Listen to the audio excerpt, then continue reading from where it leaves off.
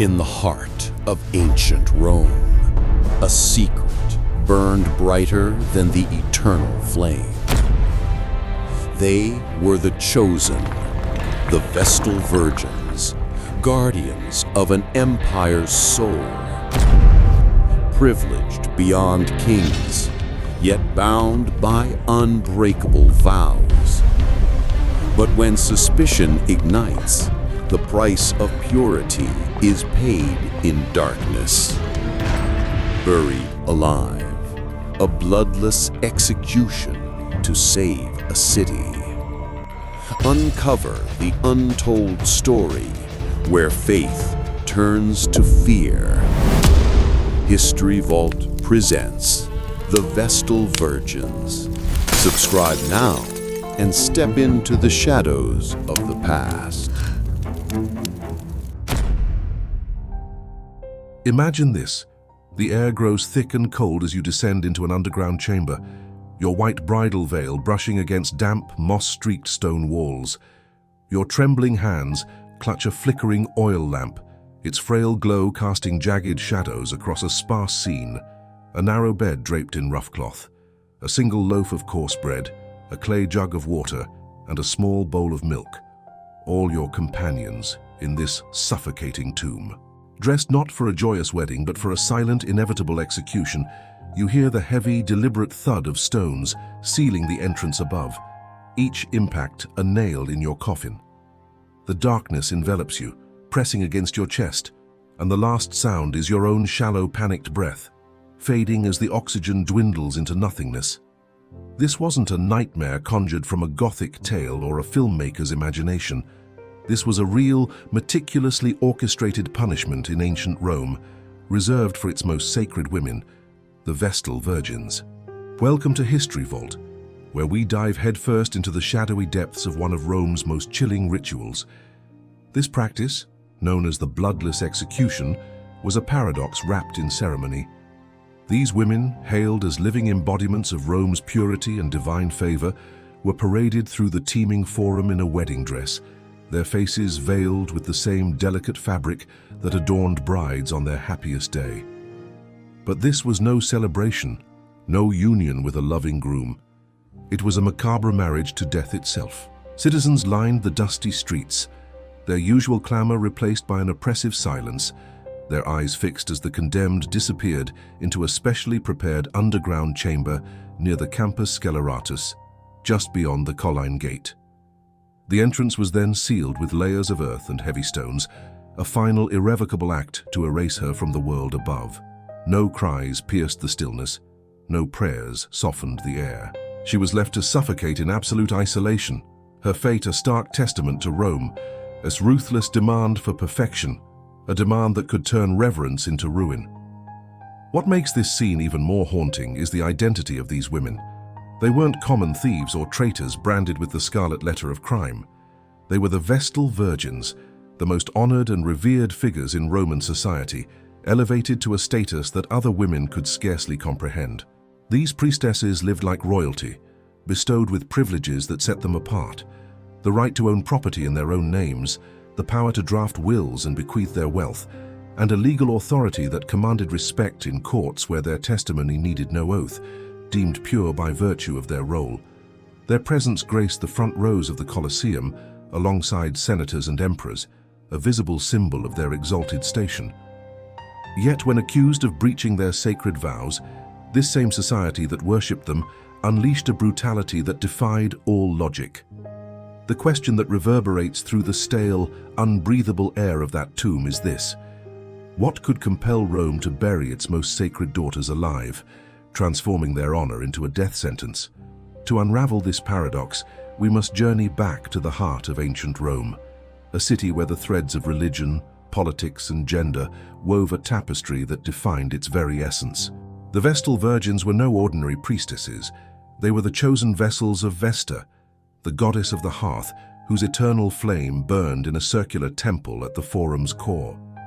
This flame, tended without cease, was more than a ritualistic flicker. It was the pulsating heartbeat of an empire.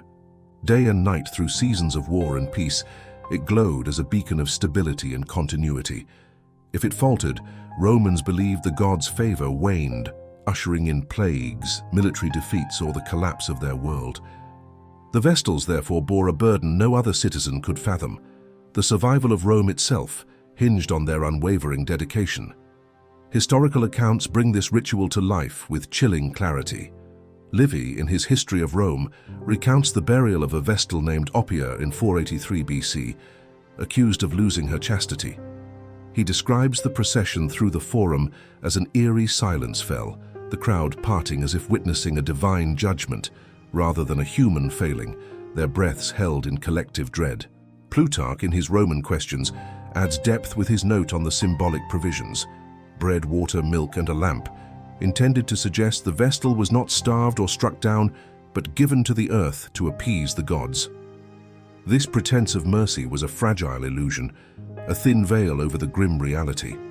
Within hours or perhaps days, she would succumb to the crushing darkness, her life snuffed out not by a blade, but by the slow, merciless grip of the tomb. The brutality of this punishment wasn't a random act of cruelty, but a mirror to Rome's deepest fears.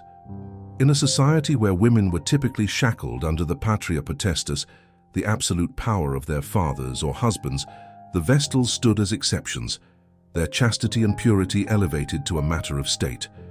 Their vow of virginity, maintained for 30 years of service, was a sacred pact, a guarantee of divine protection that shielded Rome from chaos.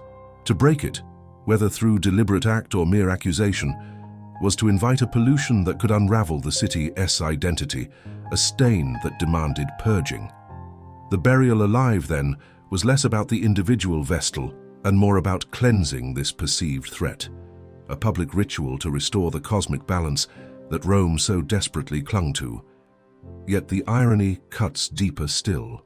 These women, snatched from their families at ages as young as 6, were celebrated as near-divine figures, their images immortalized in statues that lined the Atrium Vestae, their names etched in marble as symbols of virtue.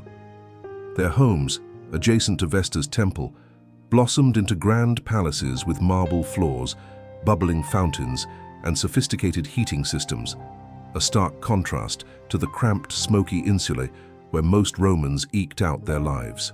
They glided through the city's muddy streets in covered carriages, their passage a sacred right-of-way that parted crowds like the Red Sea before Moses.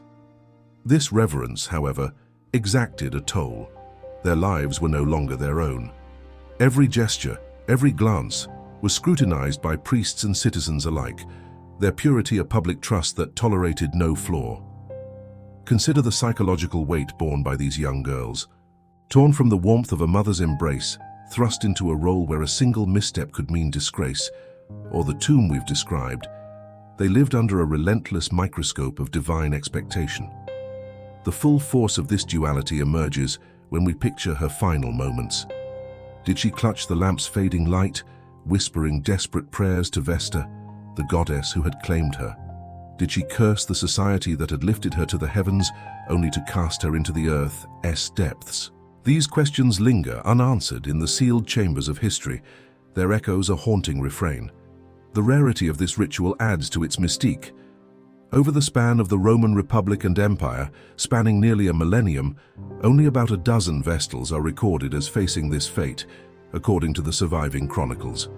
Each instance, however, sent shockwaves through the city, a stark reminder of the fragile line between sanctity and sacrilege. The last known burial occurred under Emperor Domitian in 83 AD, when a Vestal named Cornelia was accused and condemned. Her trial, steeped in political machinations, highlights how these punishments often served as instruments of power rather than justice, a tool to silence dissent or settle scores. As we peel back the layers of this chilling practice, a singular truth emerges. The Vestal Virgins were both the guardians and the victims of Rome's religious fervor. Their lives wove a paradox of privilege and peril, their deaths a warning carved into the city's foundations. The story of how they came to this role unfolds through their selection, a process that marked the end of their free lives and the beginning of a sacrifice that shaped their destiny. Now we turn to how these girls were chosen. delving into the ceremonies and emotions that accompanied their transformation into Rome's sacred keepers, a journey that reveals the roots of their extraordinary lives.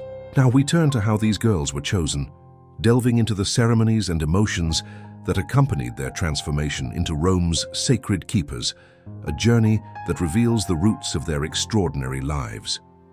The path to becoming a Vestal Virgin began not in the twilight of womanhood, but in the fragile, tender years of childhood, a time when innocence still clung to their every step. Between the ages of 6 and 10, girls from across the sprawling expanse of Rome were summoned to a rare and solemn occasion, an event that would irrevocably shape their destinies. Only 6 Vestals served at any given time, their number a sacred constant, their duties overseen by the Pontifex Maximus, the chief priest whose authority resonated with divine weight. When a vacancy arose, perhaps due to a priestess completing her 30-year service or, in the darkest turns, her condemnation to that underground tomb we've glimpsed, the Pontifex Maximus would issue a call to the city's noble families. This was no ordinary invitation, it was a divine draft, a ritual steeped in reverence and tradition, yet shadowed by an undercurrent of dread that hinted at the peril ahead. This ceremony, known as the captio, was a public spectacle that masked a private tragedy. The Latin term captio, meaning capture, reveals its essence.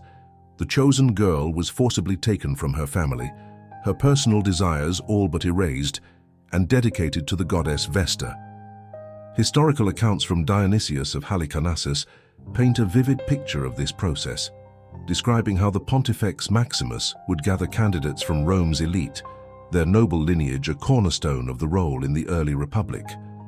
He would observe these young girls, wide-eyed, perhaps clutching a woven doll or trailing a parent-piece hem, unaware of the life-altering decision about to unfold. After careful scrutiny, he would select one, taking her small hand in his, and declare her a mater capta, beloved captured, a phrase that wove together affection with an irreversible loss. This act echoed a wedding ritual, with the priest stepping in as the surrogate father giving away the bride, though here the groom was not a man, but the goddess Vesta, and through her the entirety of the Roman state. The requirements for this sacred role were as unyielding as the punishment we've encountered. The girl had to be freeborn, both parents Roman citizens of impeccable reputation and still alive. Orphans were deemed unfit to bear such a holy burden. Her family had to be untainted by scandal, a reflection of the Vestal's role as living symbols of Rome's purity and moral integrity. Even the slightest physical imperfection, a scarred cheek, a limp, a clouded eye, or mental flaw disqualified her, underscoring the Romans' belief that the Vestal's bodies mirrored the health of the state itself. In the early centuries of the Republic, these girls were almost exclusively drawn from the wealthiest patrician families. For these households, having a daughter selected was a prestigious honor, a direct connection to the pulsating heart of Rome's religious life. Yet beneath the surface of public celebration, a quiet grief often simmered. Ancient sources, including Livy, recount scenes where families wept as their daughter's name was called, their pride in the honor overshadowed by the stark realization that her childhood was ending in that very moment. Picture the scene. A 6-year-old girl, her laughter ringing through a sunlit atrium as she plays with siblings, suddenly interrupted by the arrival of priests in flowing, crimson-trimmed robes. Her parents, bound by duty and the weight of tradition, watch with heavy hearts as she is gently but firmly escorted away. She is led through the bustling forum, its air thick with the scent of baked bread and the clamor of merchants, and into the small, circular Temple of Vesta. From that day forward, the temple and its adjoining residence, the Atrium Vesti, became her new world. The warmth of a mother's embrace, the chatter of siblings, were replaced by the solemn chants of sacred rituals and the cold, unblinking scrutiny of her divine role. She no longer belonged to her parents, her family, or even herself. She belonged to Vesta, and through Vesta, to Rome. This severance was absolute, a mirror to the final sealing of that tomb, where her connection to the living world could one day be severed forever. As Rome transformed from a modest city-state into a sprawling empire, the willingness of noble families to surrender their daughters waned. By the late Republic and into the Empire, the stringent rules began to soften, and daughters of freedmen, men who had once been slaves, became eligible for selection. This shift, documented by historians like Plutarch, reflected the growing reluctance of Rome's elite to part with their children for such an arduous and restrictive life. The captio ceremony, once a privilege reserved for the patrician class, expanded to a broader call, yet the emotional toll remained a constant. Families still shed tears, their silent sobs a protest against a tradition that demanded such a steep sacrifice. The girl, now a Vestal, was led away from her home, often for the last time as a member of her family unit. Her parents and siblings could only stand by, their pride mingling with a deep, unspoken fear that she might one day tread the path to the Campus Sceleratus, her bridal veil a shroud for that tomb. This fear was far from baseless. The selection process, though cloaked in divine honor, carried an inherent risk. The girl taken at 6 or 7 faced 30 years of service, bound by vows of chastity, obedience, and the eternal tending of Vesta as flame, vows whose violation could lead her back to that underground chamber. The parallels to modern sacrifices are striking. Consider child actors or musical prodigies thrust into the limelight with little agency, their potential brilliance overshadowed by the relentless pressure to succeed. For the Vestals, that pressure was magnified exponentially, for the stakes were nothing less than Rome's survival. Their purity was not merely a personal virtue, it was a national treasure, a shield against divine wrath, a theme that will soon shape their days. The captio ceremony itself deepened the sense of finality. Ancient writers, including Livy, describe it as a ritual of dual nature, celebration for the state, loss for the family. The Pontifex Maximus, acting as a surrogate father, handed the girl over to Vesta's service, her new familial bond. Statues and inscriptions later honored past Vestals, their legacies carved in stone, but in that moment, the girl's individual identity dissolved into her role. One account from the 3rd century BC tells of a girl named Tarpeia, whose selection drew public cheers that masked the private tears of her mother, a poignant hint of the duality we will continue to trace. This ceremony was the first step toward the privileges that would elevate her, and the first link in a chain that could drag her to that tomb. Now, with her new life begun, we move to the structured path that awaited her, a journey of learning and service that would define her role. The decades ahead would test her resolve, shaping her into the guardian Rome demanded, a transformation we will now explore as her story unfolds.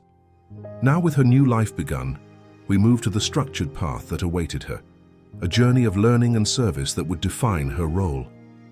The young Vestal Virgin, her small hand still warm from the captio ceremony's grasp, stepped into the atrium Vestae, where her existence would be meticulously shaped over the next 30 years, a span that carried both honor and the shadow of the tomb we've glimpsed. As we continue this journey through History Vault, we uncover the intricate dance of duty that transformed these girls into Rome's sacred guardians. Once chosen, a Vestal Virgin's life was divided into 3 distinct decades, each with its own rigorous demands and lurking dangers. This structured progression was crafted to mold her into a protector of Rome's divine favor, yet it also sowed the seeds for the perils that could await. The first decade was devoted entirely to learning, a rigorous apprenticeship under the watchful eyes of older priestesses.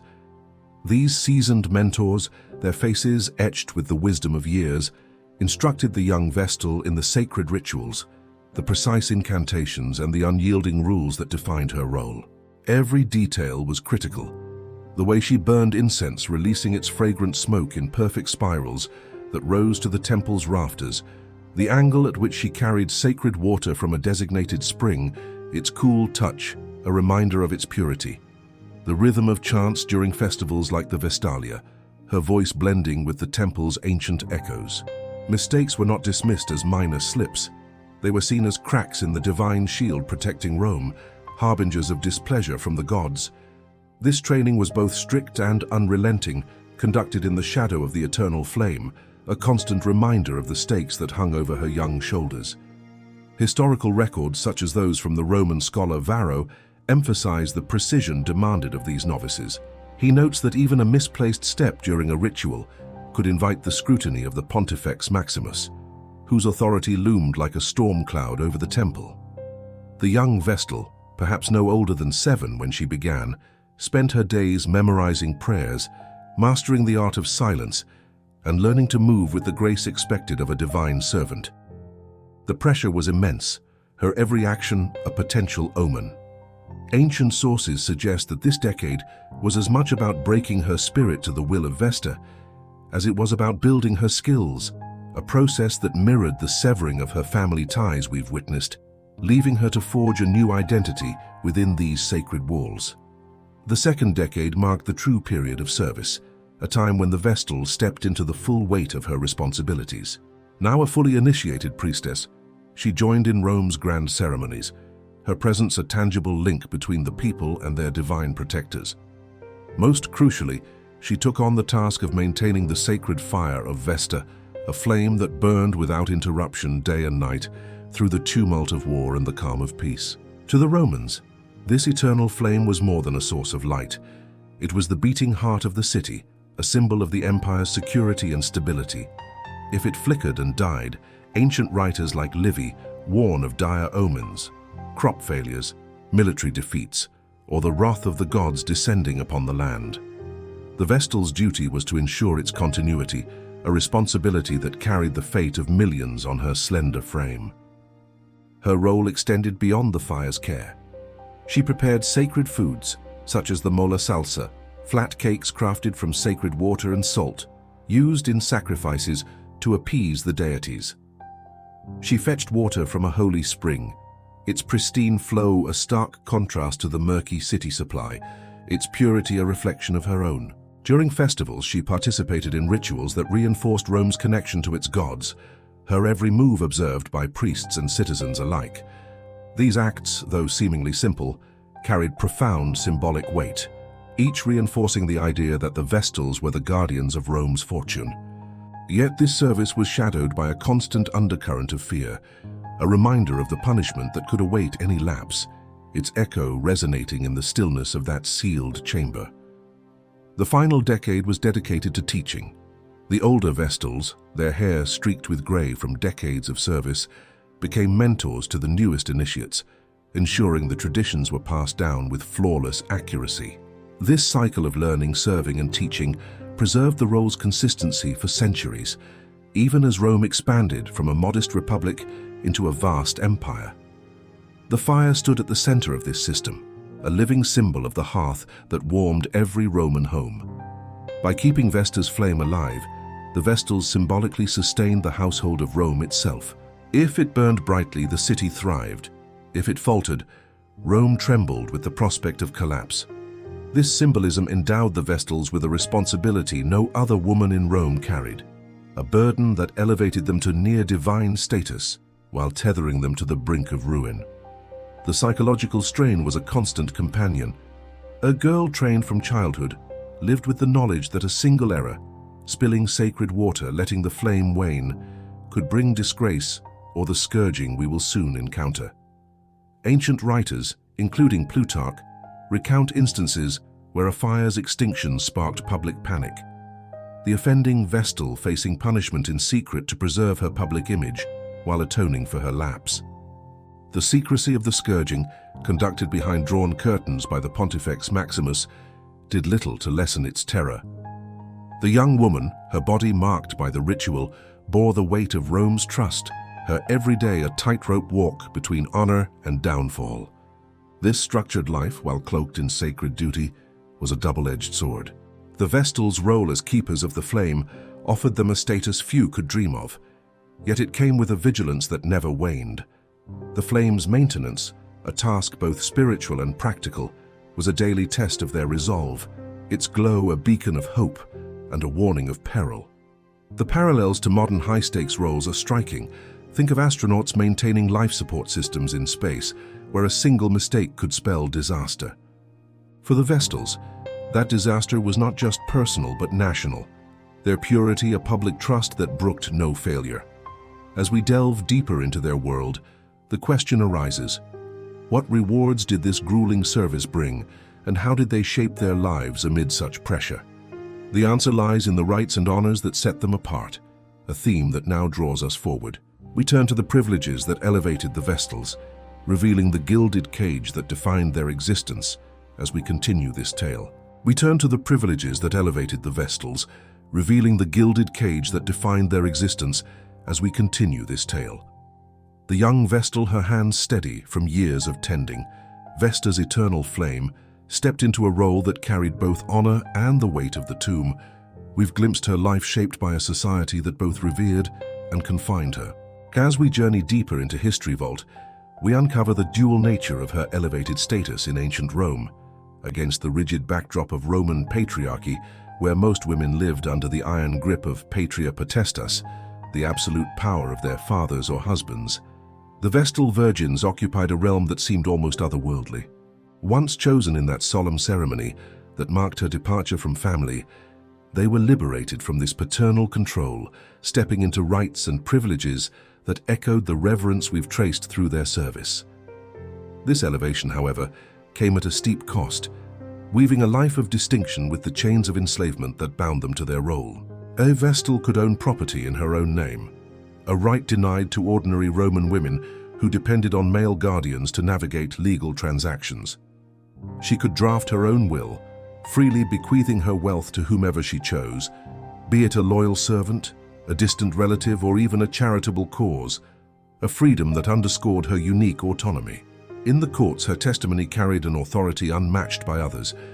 Unlike typical witnesses, she required no oath, her word deemed pure and unquestionable by virtue of her sacred status. These powers granted her influence in legal and political spheres, a stark contrast to the matrons confined to the domestic sphere, their voices muffled by the men who ruled their lives. Her daily existence reflected this elevation as well. While Rome's streets buzzed with the chaos of crowded markets and the stench of refuse, Vestals glided through in covered carriages, their passage a sacred procession escorted by attendants, always granted the right of way as crowds parted like waves before a ship. At the grand public games in the Colosseum, where thousands jostled for a glimpse of gladiatorial combat, Vestals occupied reserved rows at the front, seated alongside senators and emperors. This prime position was more than a perk. It signaled their integration into the core identity of Rome, their presence a living testament to the city's divine favor. Their home, the Atrium Vestae adjacent to Vesta's temple, evolved into a grand palace over time. Archaeological excavations reveal marble floors polished to a mirror-like sheen, fountains that murmured softly in courtyards, spacious rooms bathed in natural light, and even an advanced heating system. A luxurious haven compared to the cramped, smoky insulae where most Romans endured their days. Statues of past Vestals lined the corridors, each pedestal inscribed with her name and virtues, a permanent tribute to their honor that gazed down on the living priestesses with silent expectation. Roman citizens treated the Vestals with a reverence bordering on awe.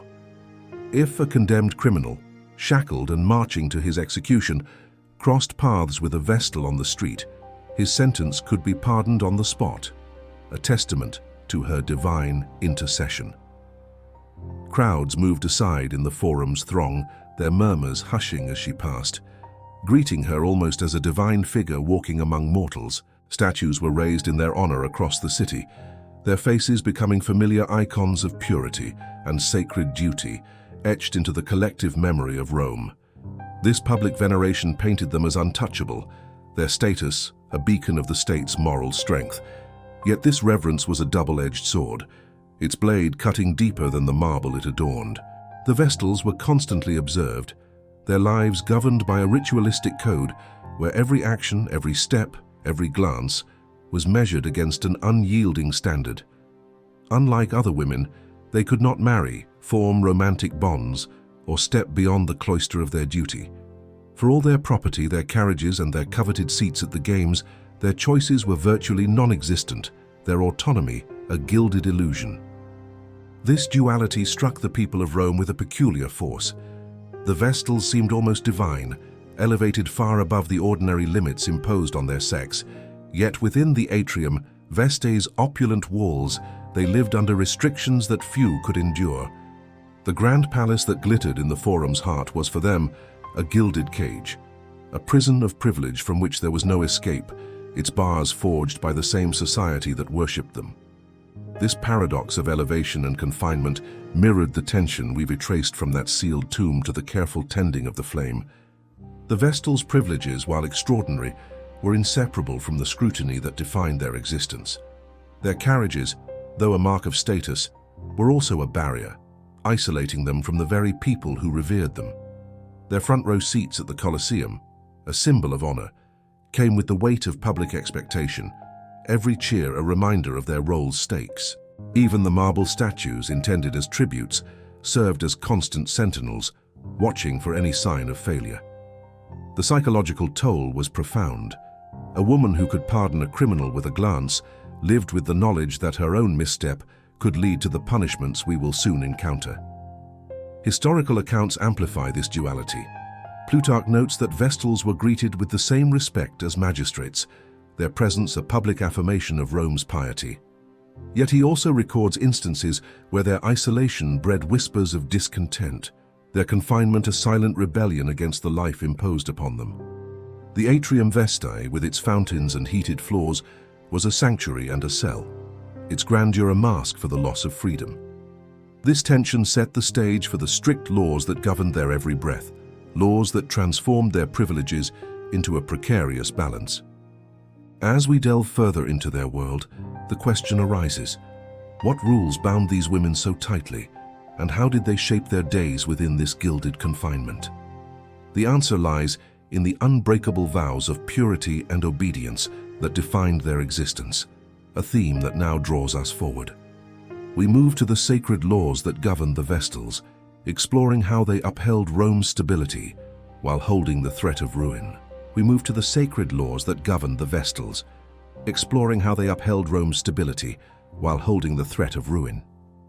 The young priestess, her days framed by the opulence of the Atrium Vestae and the weight of her pardoning power, lived under a code as unyielding as the stone walls that once sealed that tomb we've glimpsed.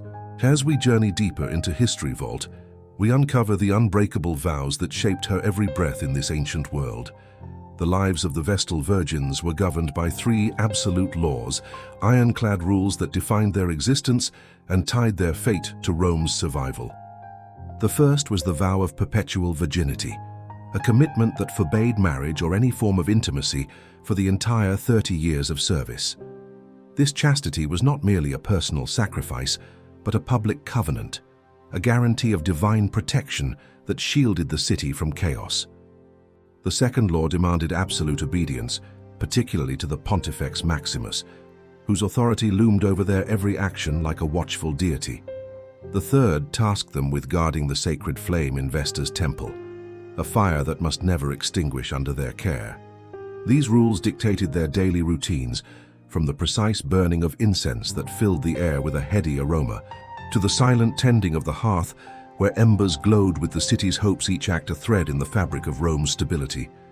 The flame was the most visible symbol of their duty, more than a mere fire. It was the heart of Roman civilization.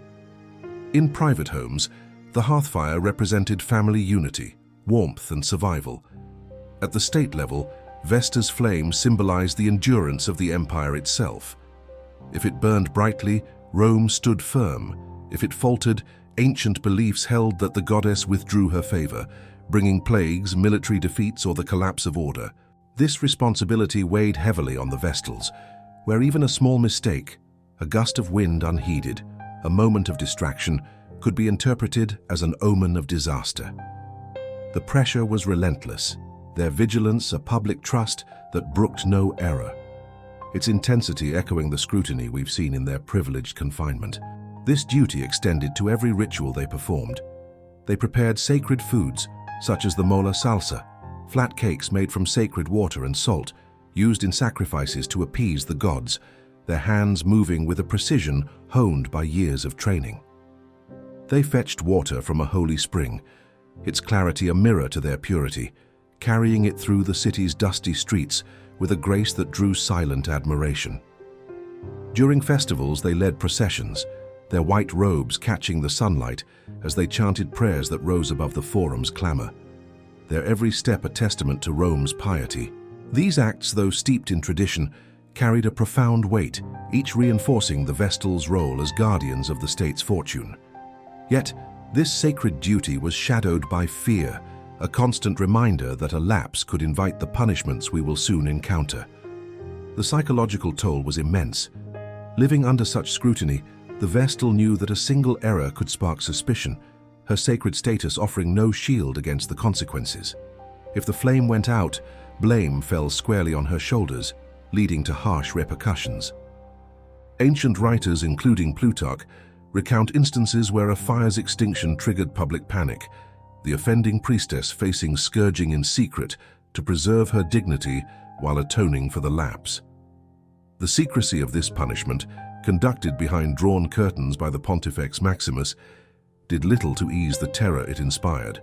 The young woman, her body marked by the ritual's sting, carried the burden of Rome's trust, her every day a delicate balance between reverence and ruin. These laws were not abstract ideals, but living constraints that shaped their world. The vow of virginity, while elevating them above ordinary women, isolated them from the joys of family or love, a sacrifice that deepened their solitude within the Atrium Vestae's marble halls. Obedience to the Pontifex Maximus meant surrendering personal will, their actions dictated by his command, a submission that mirrored the loss of freedom we've traced in their privileged status. The flame's care, a task both spiritual and practical, demanded a vigilance that never slept, its glow a beacon of hope and a warning of peril. The tension between their exalted role and the ever-present threat of failure created a life of constant tension, a duality that resonated with the honor-to-horror arc we followed. Historical accounts illuminate this struggle. Livy describes how the Vestals' duties were seen as the heartbeat of Rome, their perfection a public assurance of divine favor. Yet he also notes the fear that gripped the city when rumors of lapses surfaced, the pressure on these women intensifying with each whisper. The secrecy of their punishments, intended to protect their image, instead heightened the mystery and dread surrounding their role, a secrecy that fueled the stakes of their service. This blend of reverence and risk set the stage for the trials that could test their vows, a theme that now draws us forward. As we delve further, the question emerges: what happened when suspicion clouded their purity, and how did it challenge the stability they upheld? The answer lies in the shadows of accusation that loomed over their sacred lives, a tension we will now explore as their story unfolds. We will now explore the shadows of accusation that loomed over their sacred lives, a tension that unfolds as their story continues. The Vestal Virgin, her days marked by the rhythmic tending of Vesta's flame and the weight of her unbreakable vows, lived under a gaze that could turn from reverence to suspicion in an instant, a gaze that carried the echo of the tomb we've glimpsed. As we journey deeper into History Vault, we uncover the trials that tested the very foundation of their purity in ancient Rome. The strict laws that governed the Vestals, while upholding Rome's stability, opened the door to a perilous vulnerability: the specter of accusation. When suspicion clouded their purity, the city's fear of divine wrath could ignite a trial, transforming their exalted status into a public spectacle. These proceedings were tense affairs, where the Vestal's dignity clashed with the collective dread of a society desperate to appease its gods. Often the trials hinged more on politics than evidence, with rumors or whispered suspicions, especially during times of crisis, sufficient to launch an investigation. Once accused, a Vestal had little chance to defend herself, her fate shaped by the political climate and the whims of powerful men who saw her as both a symbol and a scapegoat. One early instance from 216 BC, during Rome's devastating defeat by Hannibal at Cannae, saw Vestals Opimia and Floronia condemned for losing their chastity. The city, reeling from military loss and seeking a cause for its misfortune, attributed the disaster to this perceived impurity. Historical accounts from Livy describe the trials as a frenzy of fear, the men involved swiftly executed, their acts deemed an assault on the state itself. The Romans believed that the Vestal's breach had invited divine anger, turning their sacred role into a target for blame. The public watched in a mix of horror and relief as the trials unfolded, the punishment serving as a ritual to restore cosmic order, its shadow lingering over the atrium Vesti. Another politically charged case emerged in the early 3rd century AD under Emperor Elagabalus, a ruler despised for his unconventional religious reforms. After his assassination in 222 AD, hostile sources accused him of corrupting multiple Vestals, claiming he turned their duties into personal indulgences. These charges, likely fabricated by his enemies to justify his murder, painted his reign as sacrilegious and leveraged the Vestal's sanctity to discredit him. The accounts written after his death suggest a calculated smear, yet they reveal how accusations could be wielded as weapons, branding a ruler as a threat to Rome's divine favor. The Vestals, caught in this political storm, became pawns in a game of power, their purity a battleground for human ambition. These trials exposed the fragility beneath their revered status. Honored as holy figures, the Vestals were perfect targets when suspicion arose, their falls turning into dramatic public displays that gripped the city. The women who guaranteed Rome's safety could, in a heartbeat, symbolize corruption and divine displeasure. Their sanctity a double-edged sword. The men implicated faced execution, their intimacy with a Vestal seen as a direct attack on the state, a crime that amplified the stakes of these proceedings. This intersection of morality, religion, and politics made the trials uniquely perilous, each accusation a thread that could unravel the fabric of their lives. The psychological toll on the accused was profound. Living under constant scrutiny, a Vestal knew that a whisper of misconduct, whether true or fabricated, could ignite a firestorm, her sacred role offering no protection against the tide of public fear.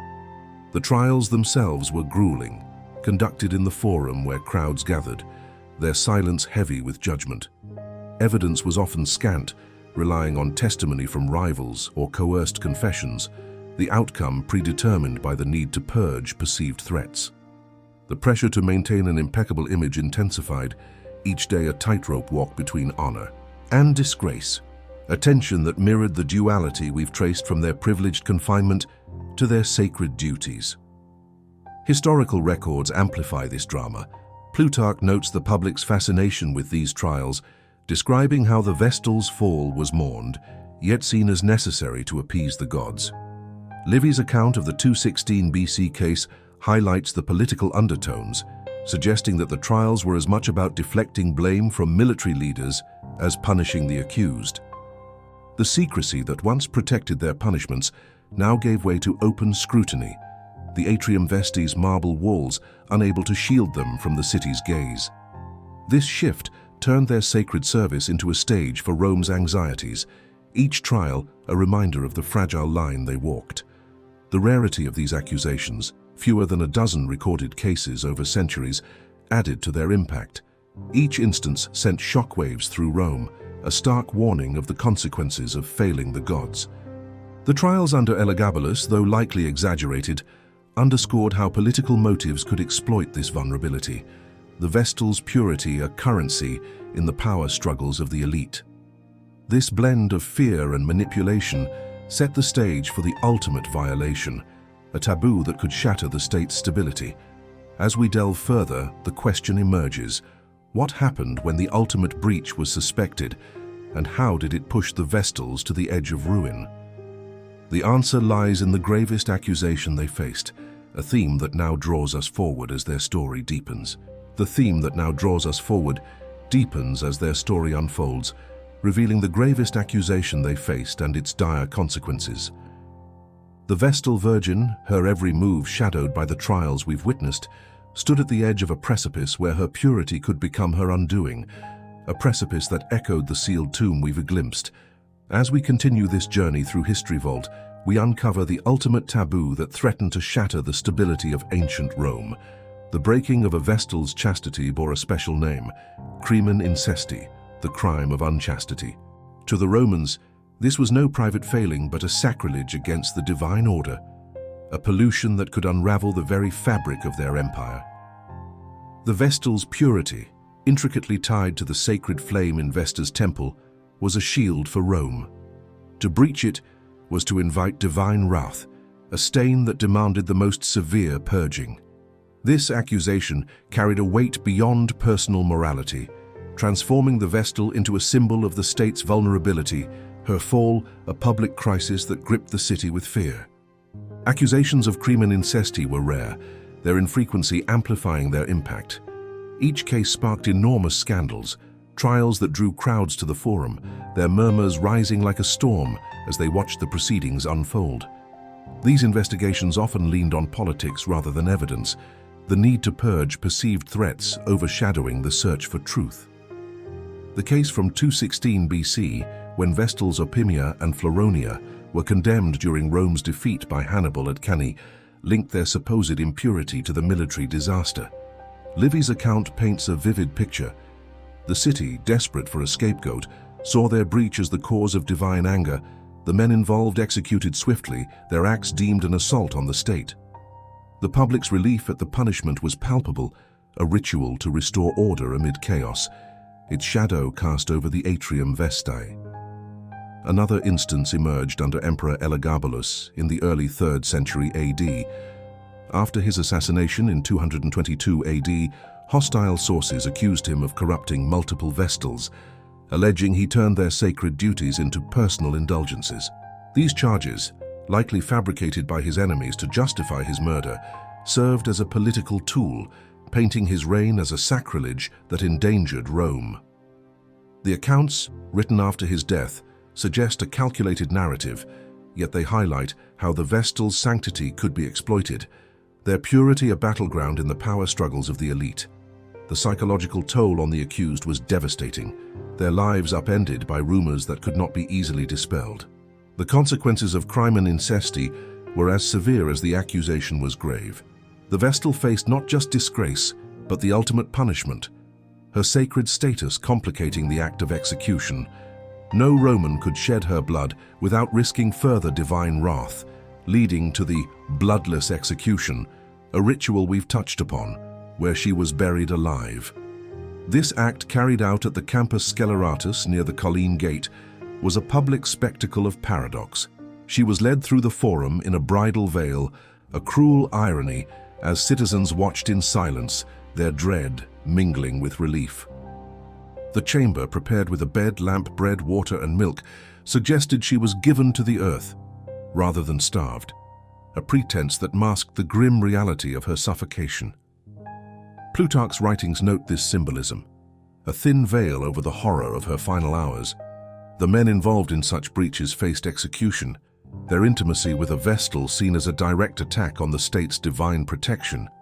This dual punishment underscored the gravity of the crime, its impact rippling through Rome's social and religious fabric.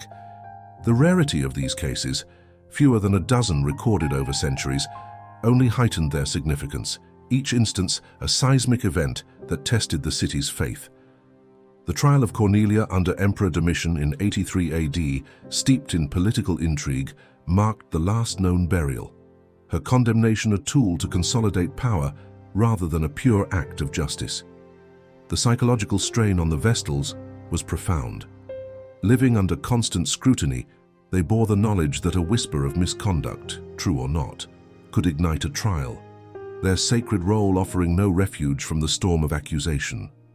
The trials were grueling, conducted under the public's watchful eyes, where evidence was often secondary to the need to restore divine favor. The pressure to maintain an impeccable image intensified, each day a tightrope walk between honor and the tomb, a tension that echoed the duality we've traced from their privileged confinement to their sacred duties. Historical accounts deepen this narrative. Livy describes the 216 BC trials as a frenzy of fear, the Vestal's fall a necessary sacrifice to appease the gods. Plutarch adds that the secrecy of their punishment gave way to public scrutiny during trials, the atrium Vestae's sanctity unable to shield them from Rome's anxieties. This shift turned their role into a stage for the city's fears, each accusation a reminder of the fragile line they walked. The political exploitation under Elagabalus further illustrates how their purity was a pawn in human games, their lives caught in a web of power and piety. As we delve further, the question arises: how did this ultimate punishment unfold, and what did it reveal about the society that revered and condemned them? The answer lies in the ritual of the bloodless execution, a theme that now draws us forward as we continue to unravel their story. The theme that now draws us forward continues to unravel their story, revealing the ritual of the bloodless execution and its haunting significance. The Vestal Virgin, her purity questioned under the weight of Crimen incesti, faced a fate that transformed her sacred role into a descent into darkness, a fate that resonates with the sealed tomb we've glimpsed. As we journey deeper into History Vault, we step into the chilling reality of this ancient punishment in Rome. When a Vestal was found guilty of Crimen incesti, death was her sentence, yet her sacred status complicated the act of execution. The Romans believed that shedding her blood would provoke further divine wrath, a risk they could not take given her role as a guardian of the state's favor. This led to the bloodless execution, a ritual designed to appease the gods while sparing the executioner's hands, carried out with a precision that belied its horror. The condemned was led to the Campus Sceleratus, a desolate site near the Colline Gate, its name, Field of Crime, a grim testament to its purpose. This public spectacle unfolded as a paradox, blending reverence with ruthlessness, its echoes reverberating through the city's history. The procession began in the Forum, where the Vestal was dressed in a bridal veil, a cruel irony that mirrored the wedding imagery of her captio ceremony. Citizens lined the streets, their usual clamor silenced by an oppressive dread, their eyes fixed on her as she passed.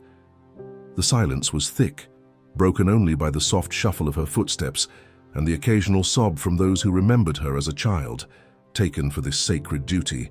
Historical accounts from Plutarch describe this march as a funeral procession in disguise, the crowd parting as if witnessing a divine judgment rather than a human failing.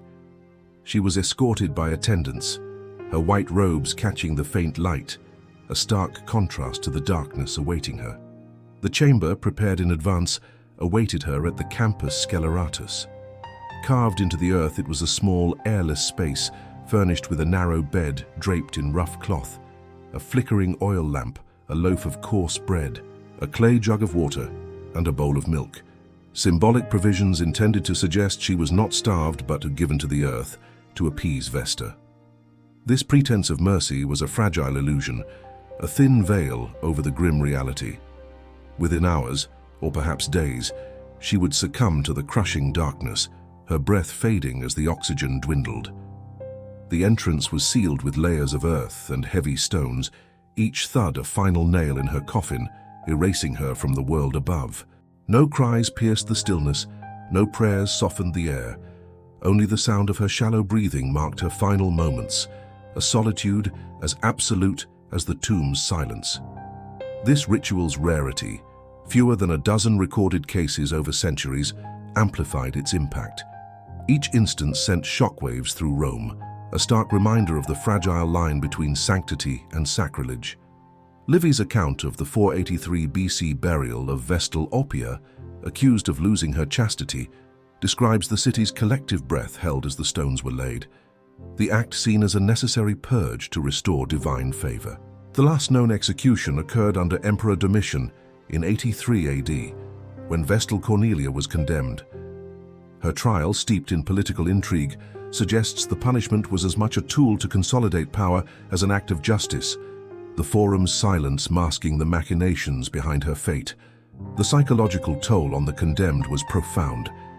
As she descended into the chamber, did she clutch the lamp's fading light, whispering desperate prayers to the goddess who had claimed her? Did she curse the society that had lifted her to near divinity, only to cast her into this earthbound grave? These questions linger unanswered in the sealed chambers of history, their echoes a haunting refrain. The attendants who sealed the tomb, bound by duty, carried the weight of her silence, their hands trembling as they completed the ritual. The public, though relieved by the restoration of order, felt a shiver of unease, knowing the same fate could befall any Vestal. The men implicated in Crimen incesti faced execution, their punishment a swift counterpoint to the Vestal's slower demise. This dual justice underscored the crime's gravity, its impact rippling through Rome's social and religious fabric. The bloodless execution, with its symbolic provisions, was a public act of purification, yet it revealed a society torn between reverence and fear. The Campus Sceleratus, a site of both crime and atonement, stood as a silent witness to this duality, its earth holding the secrets of those buried beneath. Historical accounts deepen this narrative. Plutarch notes the symbolic nature of the provisions, a gesture to claim the Vestal was not murdered, but offered to the gods, though he acknowledges the horror of her suffocation. Livy's description of Oppia's burial highlights the public's mixed emotions, relief at the purge, sorrow at the loss, reflecting Rome's complex relationship with its priestesses. The political undertones of Cornelia's case, documented by later historians, suggest that these executions often served the elite's agendas, the Vestal's sanctity, a pawn in human games. As we delve further, the question arises, what legacy did this dark ritual leave behind? And how does it reflect on the society that both honored and condemned these women? The answer lies in the enduring impact of their story, a theme that now draws us forward as we continue to explore their world. The theme that now draws us forward explores the enduring impact of their story, a legacy woven from fear and faith as we continue to unravel their world. The Vestal Virgin, her final breath extinguished in the sealed tomb we've glimpsed, left behind a silence that echoed through Rome's history, a silence that speaks to the society that both honored and condemned her. As we conclude this journey through History Vault, we reflect on the darkest ritual and its modern resonance. The bloodless execution of a Vestal Virgin, though rare, fewer than a dozen cases recorded over centuries, left an indelible mark on Roman consciousness. Each burial at the Campus Sceleratus, with its symbolic provisions and solemn procession, served as a stark reminder of the fragile line between sanctity and sacrilege. The ritual's infrequency amplified its power, each instance sending shockwaves through the city, a public purge to restore divine favor amid fear of collapse. Historical accounts from Livy recount the 483 BC burial of Vestal Oppia, noting the city's collective relief tinged with sorrow, a duality that mirrored Rome's complex relationship with its priestesses. The last known execution under Emperor Domitian in 83 AD, when Vestal Cornelia faced her fate, carried political undertones, suggesting these acts often served the elite's agendas, the Vestal's sanctity a pawn in human power struggles. As Rome transitioned from pagan worship to the rise of Christianity in the 4th century AD, the practice faded, its roots incompatible with the new faith's emphasis on mercy over ritual sacrifice. The Temple of Vesta fell silent, its eternal flame extinguished, and the Atrium Vestae stood as a relic of a bygone era. Yet the legacy of the Vestals endured, their story etched into the marble statues that once lined their home, their names a whisper in the Forum's ruins. This ritual, born of fear that a breach of purity could invite divine wrath, reflected a society where religion and politics intertwined, where women's bodies became symbols of state stability, a stability maintained at the cost of their lives. The psychological imprint of this practice extended beyond its time. The Vestals' dual role as guardians and victims shaped Roman identity, their burials a warning etched into the city's foundations. The public's mixed emotions, relief at the purge, unease at the loss, revealed a tension between faith and fear, a tension that lingered in the collective memory. Archaeological evidence, such as the preserved chambers near the Colline Gate, stands as a mute testament to this duality, their stillness a contrast to the vibrant life once lived within the Atrium Vestae's walls. Reflecting on this today, we see echoes of the Vestal story in modern contexts. Purity cultures, where women's virtue is tied to societal honor, mirror the pressure these priestesses endured, their lives scrutinized for any flaw. The psychological burden of living under such expectations, where a single misstep could lead to ostracism or worse, resonates with the Vestal's tightrope walk between reverence and ruin. Consider the public figures of today, their every action dissected by media and society, their fall from grace, a spectacle akin to the Forum's trials. The Vestal's tale challenges us to question the cost of these demands, the price paid when individuals become symbols of a collective ideal. This legacy invites us to ponder the forces at play. Was it fear of divine retribution that drove these burials, a desperate bid to appease unseen powers? Was it faith in the Vestals' role as Rome's protectors, a belief so strong it justified their sacrifice? Or was it politics, the manipulation of their sanctity to serve human agendas, as seen in Cornelia's case? The answer lies in the interplay of these elements, a complex web that defined their existence.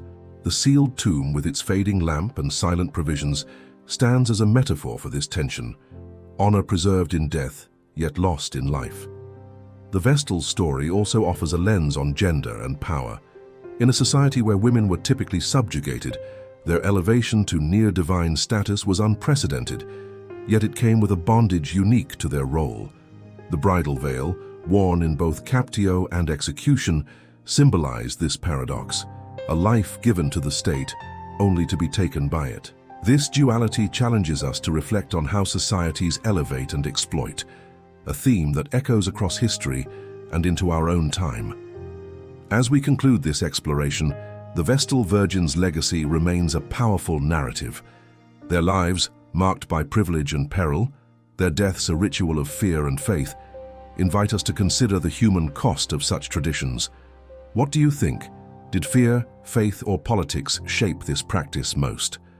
Share your thoughts as we delve into the past, and join us on History Vault for more untold stories that illuminate the shadows of history.